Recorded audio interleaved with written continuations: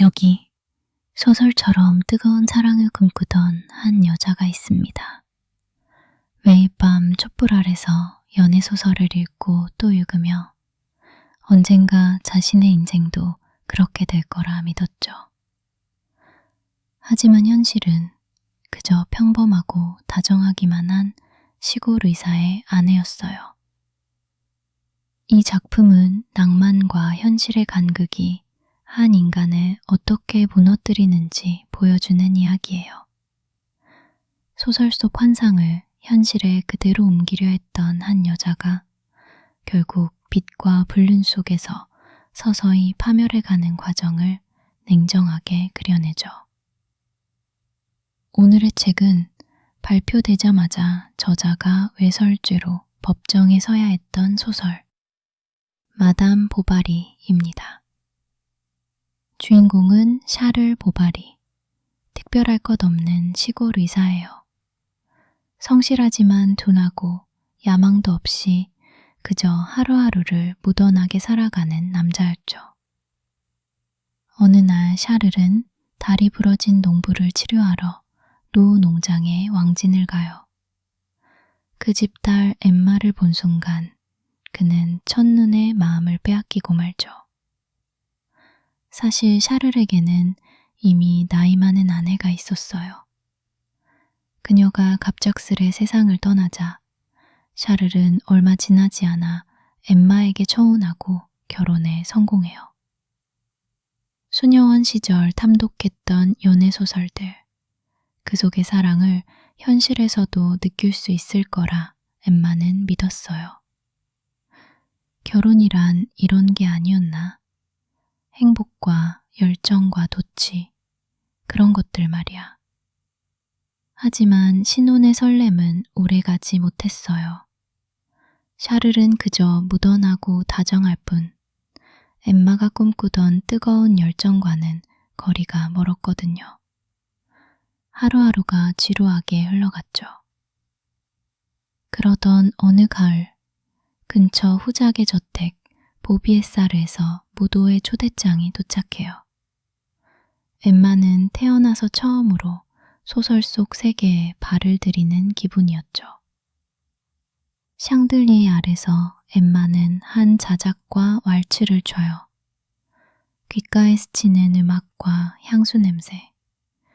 그 하룻밤이 그녀에게는 평생 잊지 못할 기억으로 남죠. 무도회에서 돌아온 엠마는 예전의 소박한 삶을 견딜 수 없어졌어요. 시가 상자 하나까지 소중히 간직하며 그날 밤을 그리워하고 또 그리워했죠. 엠마의 우울증이 깊어지자 샤를은 그녀를 위해 용빌이라는 작은 마을로 병원을 옮기기로 해요. 새로운 곳에서라면 어쩌면 달라질지도 모른다고 믿으면서요. 용빌에 도착한 부부를 맞은 건 약사 오메였어요. 아는 척하기 좋아하고 잘난 척이 심한 남자였지만 마을에서 나름 행색깨나 하는 인물이었죠. 여관에서 첫 저녁을 먹던 엠마는 공증인 사무실의 서기 레옹 디프를 만나요. 그는 문학과 음악 이야기에 눈을 반짝이며 말해요. 이 마을에서 이렇게 취향이 통하는 분을 만나다니 정말 뜻밖이네요. 엠마는 금세 마음이 끌리고 말죠. 두 사람은 종종 마주쳐 이야기를 나누지만 누구도 먼저 마음을 고백하지 못해요. 엠마는 좋은 아내로 남고 싶은 마음과 내용을 향한 감정 사이에서 갈팡질팡했죠. 그 사이 엠마는 딸 베르트를 낳아요. 하지만 아들을 바랐던 그녀는 정작 태어난 딸에게도 별다른 애정을 느끼지 못했죠. 고백 한 번 못 해본 채 내용은 결국 법률 공부를 위해 파리로 떠나요. 엠마는 그가 떠난 뒤에야 자신이 그를 정말 사랑했었다는 걸 깨닫죠. 레옹이 떠난 자리엔 다시 지독한 권태만 남았어요. 엠마는 종종 되뇌었죠. 나는 왜 이렇게 태어난 걸까? 사랑받기 위해 태어난 사람인데. 그 무렵 마을에 로돌프 블랑제라는 남자가 나타나요. 돈 많고 여자를 다루는데 능숙한 지주였던 그는 엠마를 보자마자 손쉬운 사냥감이라 판단하죠. 농업 품평회가 열리던 날, 단상에서는 상을 발표하는 소리가 울려 퍼지고 그 아래 벤치에서는 로돌프가 엠마에게 사랑을 속삭여요.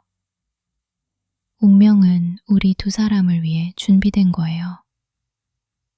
우스꽝스럽고도 절묘한 장면이었죠. 몇 주 뒤, 로돌프는 승마를 핑계로 엠마를 숲으로 이끌어요. 당신처럼 아름다운 사람을 이런 총구석에 썩혀두다니. 그날 이후 두 사람은 남몰래 미르를 거듭하기 시작하죠. 한편 샤를은 마구간지기 이폴리트의 굽은 다리를 수술해 명성을 얻고 싶어 해요. 오메와 엠마의 부추김에 넘어간 수술은 끔찍하게 실패하고 결국 다리를 통째로 잘라내야 했죠. 엠마는 그런 남편이 점점 더 초라해 보였어요. 엠마는 점점 대담해져요. 새벽마다 정원을 가로질러 로돌프를 만나러 가고 상인 베르에게 빌린 돈으로 그에게 줄 선물을 사들이기 시작하죠. 결국 엠마는 로돌프에게 매달려요. 우리 함께 멀리 떠나요. 아이도 데리고 아무도 모르는 곳으로. 로돌프는 그러겠다고 약속해요. 그러나 약속한 날, 로돌프는 나타나지 않았어요. 대신 살구 바구니 밑에 편지 한 장만 남기고 떠나버려요. 당신을 위해서예요. 나는 당신을 행복하게 해줄 자격이 없는 남자니까요. 충격을 받은 엠마는 정신을 잃고 쓰러져요.